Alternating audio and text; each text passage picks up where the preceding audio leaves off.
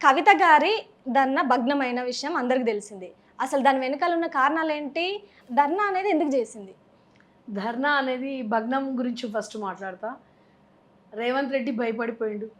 కాంగ్రెస్ భయపడిపోయే భగ్నం చేద్దాం అనుకున్నాడు, కానీ అది భగ్నం కాదు. రేవంత్ రెడ్డి అది షురువాత్ మొదలుపెట్టింది. గల్లీ నుంచి ఢిల్లీకి పోయి 33%కు మహిళలకు ఉద్యమం చేసింది మా కవితక్క. ఇది మొదటిసారి కాదు, భగ్నం అని ఆయన అనుకుంటుండు. కానీ నిన్న వర్షం వచ్చిన దానికి చూసిన దానికైతే మాకు 42% రిజర్వేషన్ అంటారు కదా, అక్కడ కేంద్రం నుంచే అయిపోయిందని మేము అనుకుంటున్నాము. దమ్ము లేదైనకు, దమ్మునుంటే మాకు ఇస్తుండే. ఇది ఫస్ట్ టైం కాదు కదా అక్క కూర్చున్నది.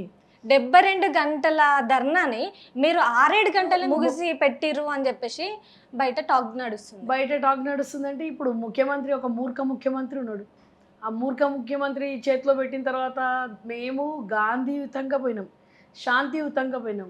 ఒకవేళ మేము ధర్నా చేసి మమ్మల్ని భగ్నం చేసేటోడు ఇప్పటివరకు పుట్టడు.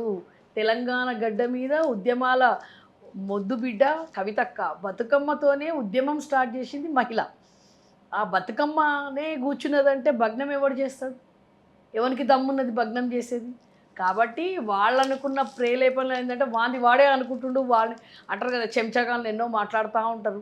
అది భగ్నం కాదు బిడ్డ. మేము గిన ధర్నాకు గిన అక్క గిన వర్షం పడిందని ఆపేయలేదు. మాకు ఇచ్చిండ్రు కోర్టు నుంచి. మేము కోర్టుకు పోయినా కానీ మాకు ఇచ్చిందే మాకు 4 o'clock వరకు. కాబట్టి దాన్ని గవర్నమెంట్ ఏదైనా పర్లేదు కోర్టుకు అంటారు కదా, మన న్యాయస్థానానికి ఇవ్వాలి ఒక మర్యాదపూర్వకంగా అని చెప్పేసి మేము లేసి వెళ్ళిపోయింది అక్క. అంతకు తప్పి మాకు ఎందుకంటే మళ్ళీ ఇప్పుడు మాకు 8-9 ఇస్తున్నారు. ఎందుకంటే 8-9 వరలక్ష్మి వ్రతము, రాఖీ పున్నం.